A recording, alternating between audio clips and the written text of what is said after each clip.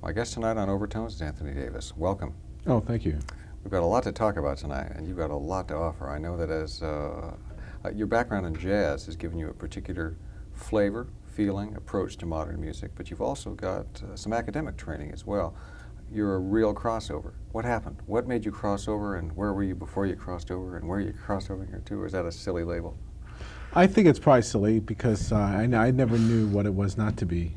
In a sense, I mean, I've always been on some bridge, going somewhere or coming back or wherever. It's just music? Or? Yeah, because in my beginning, my training was classical all the way. You know, when I started playing piano when I was 6 years old, you know, I began playing. They didn't give you Monk to study, right?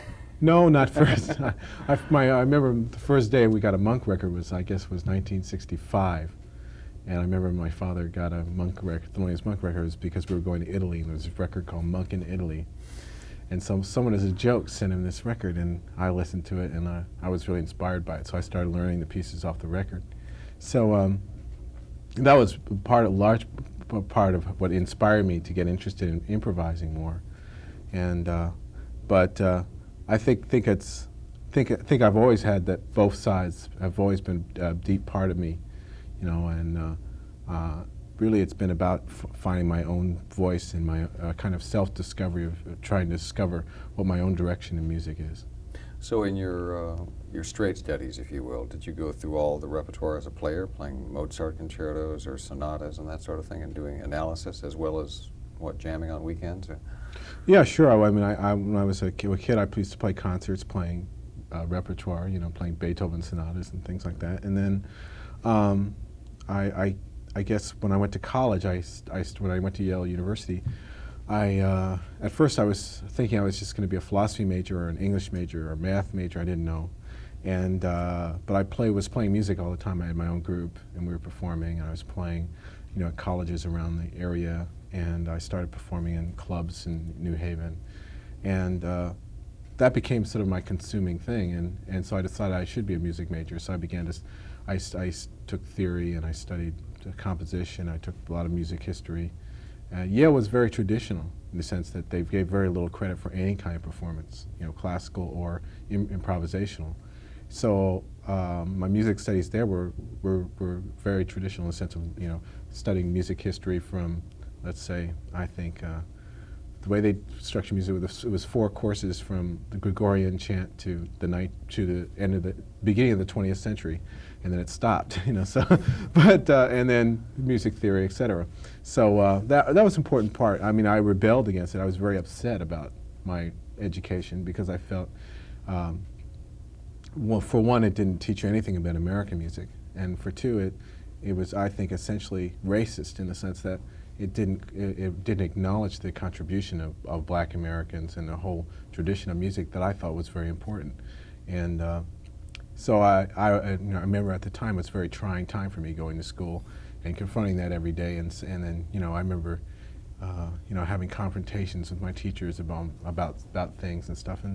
But in retrospect, I think it was good because I did get a good foundation in all kinds of music that later I found useful when I began to do more composing. Well, it's funny because composition and improvisation are often two sides of the same coin, aren't they? I mean, you should certainly probably know that by now. Well, I certainly think so. I mean, I think improvisation is merely composing in the moment. I think it has the same system of thought and the same idea of organizing music, organizing sounds, organizing pitches or whatever, however you organize it, or in rhythms, and thinking in the same kind of logical way that you think with composition. But with composition, you have the chance to edit, go back, and in a way, you have the advantage of not being in real time. But I think improvisation, I think, is a great skill for anyone. I think every musician should improvise, and composers especially should, because I think it's a useful skill because it basically is the idea of how you generate ideas in the moment. You have a sense of how music can be created in real time. It's funny that historically our great composers were all improvisers. It's only been in the last 100 years or so that started to peter out. Well, I think it's still true. I mean, I think our great composers were Ellington and Charles Mingus and Cecil Taylor, so I think it's still true that our great composers still improvise.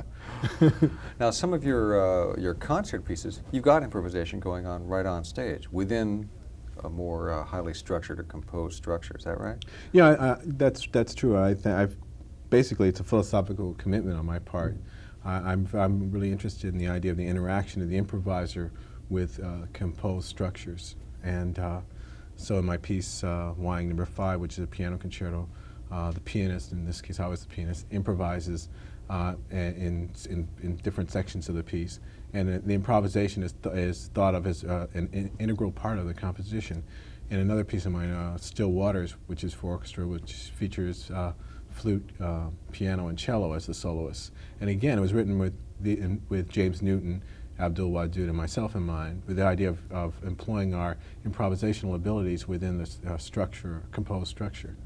And I like that interaction because I think it gives a special challenge to the improviser to realize a structure, to every performance to try to in a way, to take you from point A to B, you know, compositionally, but yet it has a latitude for the creativity of the individual and the idea that the performer can really create something of his own within a piece. And I think in a way that harkens back to how Mozart would do piano concertos, or you know, in days when he would improvise his cadenzas, and a lot of things were not written out.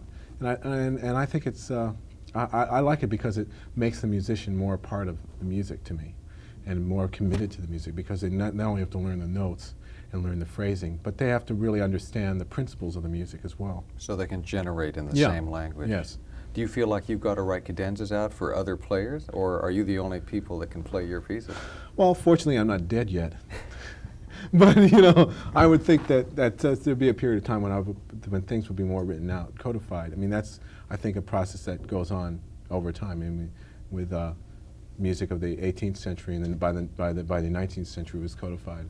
So I would think it'd probably be about the same thing. I think I'm interested in the idea of, I've worked also with players who had not done much improvisation, for example, like Ursula Appens. I wrote music for her, and she was able to create, and eventually, and I was able to use the music as a tool, for an educational tool in a way so that they could learn how to improvise and learn how to use materials. In the piece that you wrote for Ursula, did you give her simple pitch choices upon which to improvise? It's not like playing standards, is it? Oh no. I don't really believe in that. I didn't give her too many. I mean, it's so funny when a lot of times when classical performers ask me about improvisation, they immediately want a tone row or a selection of pitches, and it's funny, but the thing that makes an improvisation correct really is, the first thing is rhythm.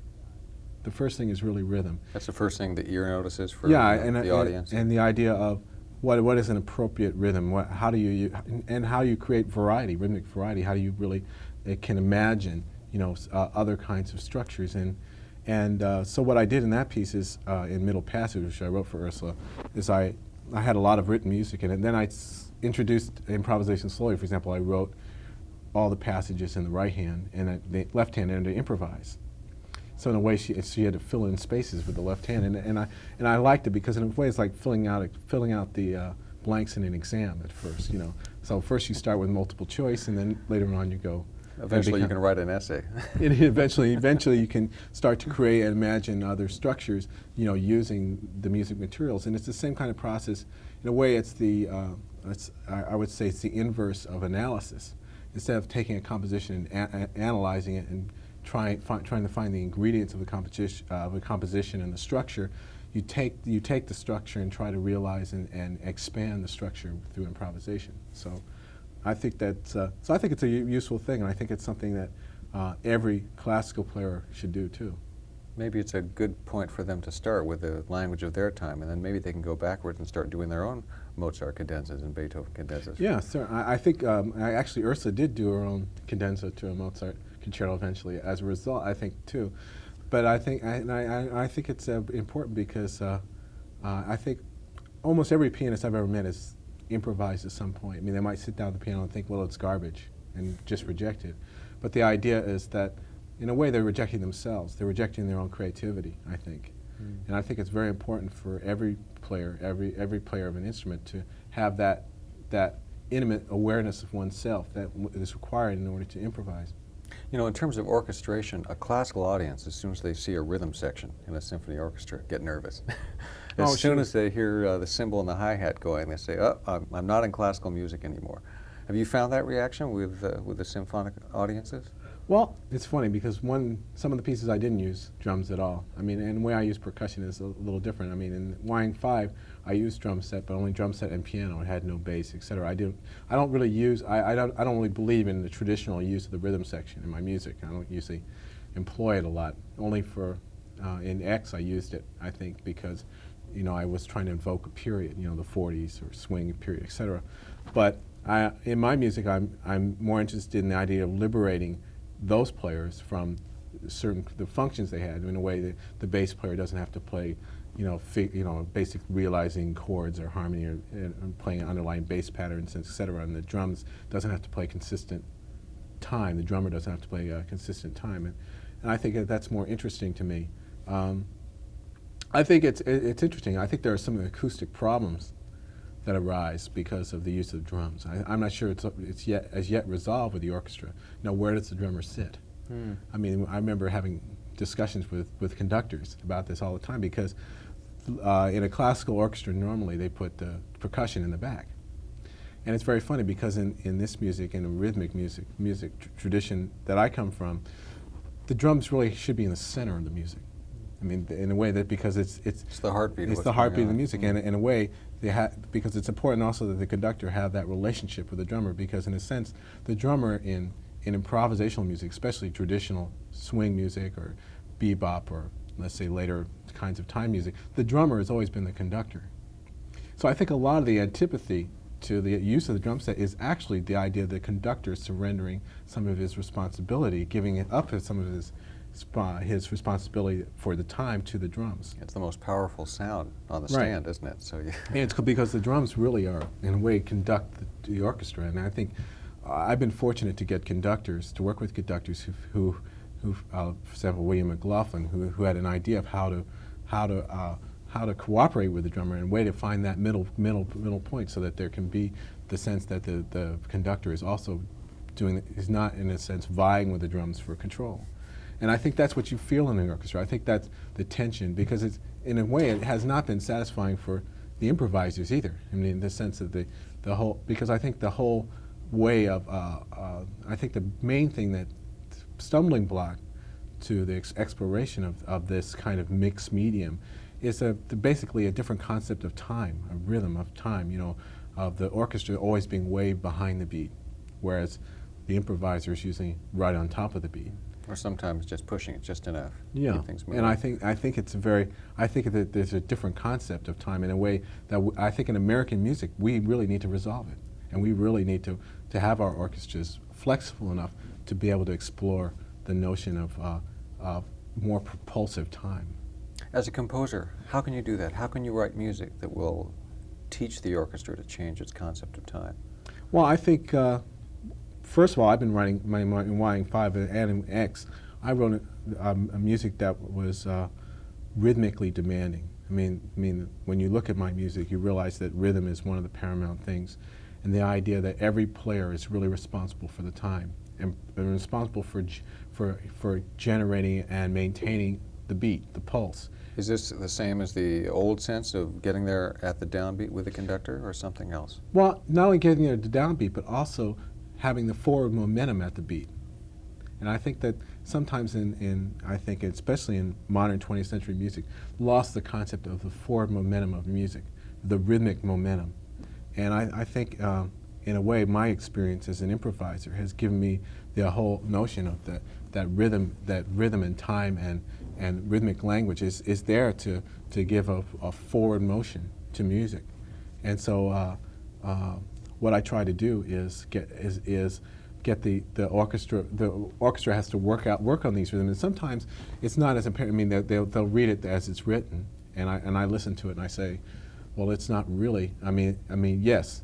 I mean, you're playing it right, but it might be some phrasing things that they can do, and a lot of things that we do as improvisers we never think about, we never analyze. And I think one of the great things I've had to do in working with orchestras and with the opera is I've really had to analyze the way we approach rhythm, and not only in terms of the where notes are placed in time, but also how they're phrased, because a lot of times in how you phrase and how you gesture with it, music, the timbre of the sound of rhythm has as much to do with whether rhythm is correct or not.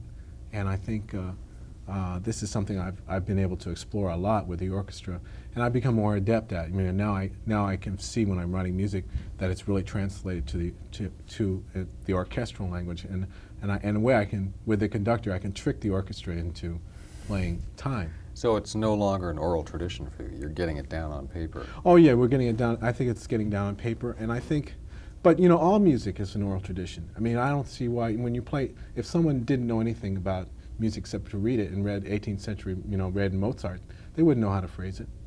Absolutely. I mean, it's certainly an oral tradition. I mean, and this idea of interpreting phrasing and interpreting rhythm is very subjective, and I think we just have to use the same care and the same sense of style that we use when we approach other musics of other periods, and the same reverence for the style when we approach music of the 20th century.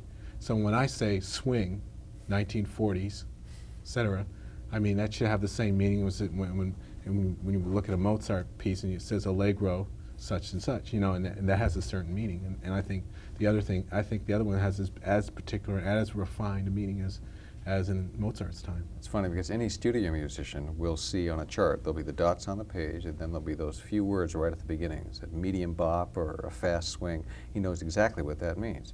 You push the beat a little bit here, you double dot or triple dot a little bit there. But you're absolutely right, it's an oral tradition. Sure, but I think that people have to realize that this is not only part, I mean, in a way that's common to all music. I mean, because one thing I realized with Mozart, I think is a great example, is the idea of music was always dance forms. I mean, the idea of music as dance form, even in opera.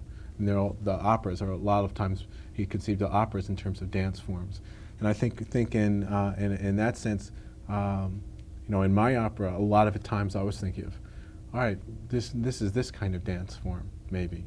You know, and the idea of movement and the way that music can propel and move a person, and the physical effect of the music was very important. Well, not in the sense of truly dancing, but in a sense of dramatic choreography for the stage? Because in your opera X, that's not a piece that people really think of as dance music, is it? I don't know, some people do. I mean, I always used to dance to it. I mean, I really, it's very funny because the lots of sections of it, actually some of the most violent stuff. I mean, it's very danceable in the sense of, I mean, I really was thinking of generating rhythms, of the idea of in a way, I think I was inspired somewhat by funk and R&B and James Brown and stuff like that, in the sense of how they were able to develop rhythmic structures that are dramatic. And the idea of using rhythm in a dramatic fashion, and also building music with rhythm, and so I was always interested in that, and it was always important to me. Like sometimes, you know, there are different levels in music. You know, a lot of things may be going on, but then underneath it may be the idea of this pattern or this rhythm or something else going on, and well, the music was so important in Malcolm's life too. That was a very key element in how you put everything together with the bebop style and the swing and everything that was going through in his life. How did you tie together your own feelings for modern jazz or let's say R&B? How did you put that together? Is it just inherent in the music itself, in the rhythmic drive, like you're talking about? Well, I think that it's very interesting because I think if you analyze minimalism, for example, I think minimalism really came out of R&B, myself. If you really analyze the idea of the 50s music and the idea of recurring rhythmic patterns and et cetera, I mean, I think that, I mean, without rock and roll and rhythm and blues, I don't think there would have been minimalism, period. And I think a lot of people don't realize, I'm really serious enough, sometimes I think there's this disdain that classical composers have for the popular music, in a sense. In a way, in order to gain credibility for oneself, you have to reject your connection to the popular culture. But I think in this case, in the case of most things in American music, I think there's a fairly direct correlation between what developments that have happened and occurred in popular music and are subsequently employed maybe in an altered fashion and what is called, the classical music. And those divisions a lot of times have little to do with the musical content and the merit of the music, and more to do, well, I think, with political and racial factors. So I think, in my music, I was very interested. For example, I remember I had a piece that was later incorporated into the opera from this piece from Hemispheres, and I called it Little Richard's New Wave. Okay, because I was really thinking of Little Richard kind of when I wrote it, but in a way, it's I think to me, I was trying to also demonstrate a kind of correlation. I think that it's existed all along. That's amazing. It's interesting. When you read history books, you talk about a racist approach to studying history, especially American history. We hear about all the composers in the 30s and 40s using jazz, and somehow that's making it an American music. Is there an American music possible without black influence? I don't think so. I personally don't. I don't think that you can define American music without it, in a sense that any American music, in a sense that if you're going to look for music that is not just the stepchild of European music, in a sense you have to look at the tradition of the Afro-American, because in a sense so much of America is about the clash of cultures. First, the clash of cultures that occurred as a result of slavery, that created blues, which is, I think, is the primary musical structure in American music, in all its different forms. If you analyze any form of American music, there's always been some kind of correlation to that. And I think that as an outgrowth of that is, I really firmly believe that in our own self-definition, when we look at American music, I don't think it is possible to look at American music without it. Choosing the theme of Malcolm X for your first opera, or maybe it chose you, I'm not sure. I think it chose me too. You obviously feel a real connection with the subject. And if Malcolm stood for anything in his later years, it was separation. How do you feel about separation of a black music from, let's say, a white art music in this country? Or should they come together? Do you believe in an amalgamation or a separation? Well, I don't really believe in separation. I can't say that. But I think that, to me, I think it's been a superficial division between Western art music, and see that if you look at the development of improvisational music, from Ellington on, in a sense, you've seen the idea that the improviser has really separated himself from the commercial the popular realm. If you look at even bebop, early bebop music, etc.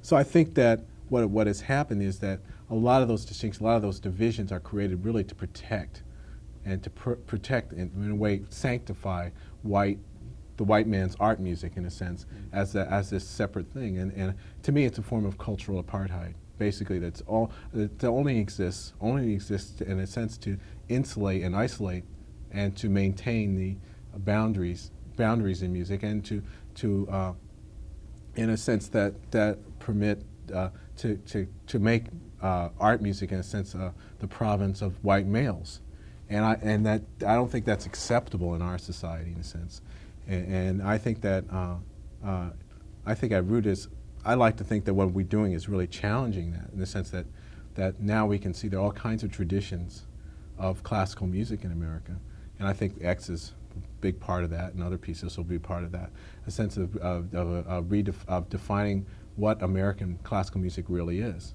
and that it has its roots in all kinds of things, including the blues, including improvisation, including all kinds of developments in the music that have happened over the last several hundred years that I think are vital to the continued growth of American music.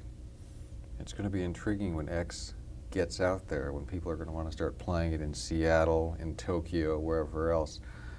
Can you imagine a Japanese Malcolm?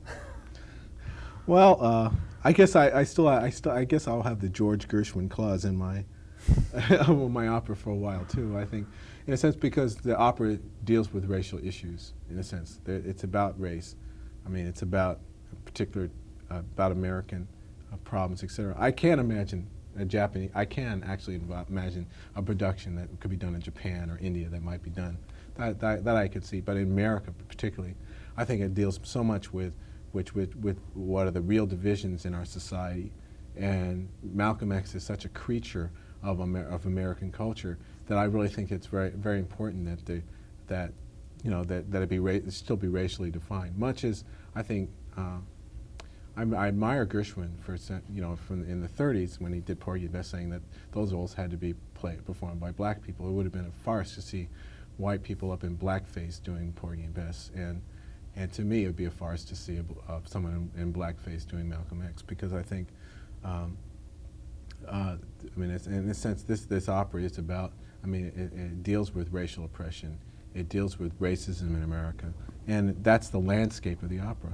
And I think for now, I think it should be defined. It has to be done in that kind of way.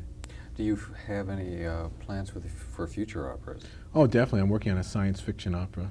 That's I think it's going to be called. I change the title we change the title every other week. I think it'll be Under the Double Moon. I think is the new title. But it's about my wife Deborah Atherton's written the libretto, and it's about two twins who are telepathic. The only requirement of the twins, they're different sexes and different races, and basically the idea of it's kind of coming of age story, and I'm very excited about it. I mean, this opera, for example, it doesn't matter who is what race in this. In fact, part of the point is that it's in a period when we have people from different planets, etc. I mean, race is kind of an irrelevant thing. It's not really relevant to this. So I'm interested in that. I mean, and this is something that I hope will be done a lot of different places. And I'm very excited about it. I hope to have it finished by 1989. What about other instrumental music? You're still doing a lot of playing and improvising? Yeah, well, I'm doing mostly composing now. I'm doing some performing in my group Episteme, but I'm writing a violin concerto for Shem Gabori, the violinist in my group, and that'll be performed with the Kansas City Symphony in April. And then I'm also writing a piece for the American Composers Orchestra that's called Notes from the Underground, which will be performed at Carnegie Hall in April of 1988. So I'm working on a lot of projects, the opera and these two orchestra pieces, and I hope to subsequently write more operas, down the road. Do you have a word for this combination of jazz and classical, of the so-called popular and the so-called serious? What do you call your music? So-called, I guess. No, I don't know. No, I don't have a word for it, and I'm glad I don't, because I think a lot Keeps of it open-ended. I keep think changing and growing with it. Yeah, I think a lot of it. I don't think it really needs a word, in a sense, because in a way I sort of reject the whole notion of the labeling anyway, of jazz and serious and classical. I mean, why jazz is serious, or that whole tradition. Well, I've never thought of it as anything less than serious. So I don't really think I think of those divisions as when I write music, I like to pretend they don't exist. So it's Davis music. Yeah. That's what it should be, yeah. Is there still going to be a lot of improvisation involved in your future works in the next couple of years? Well, the piece for the American Composers Orchestra will have no improvisation. It'll be one of my first pieces with nothing in terms of improvisation in it. Is that a little scary or challenging? Oh, it seems easy, actually. I mean, in a sense, because, then it's sort of everything is realized. It's a different way of working. The other piece is the violin concerto will have some improvisation for the violin, and because I've been working with Shem over the years, and I wanted to write a piece that would showcase his abilities, and he's very interested in exploring improvisation, and so that will be in that piece. In the opera, I'm certain there will be some improvisation, but also because I'll be particularly in the percussion and also with some selected improvisers. Great. Well, we look forward to hearing them all. Well, thank you. Thanks for coming down tonight. Thank you.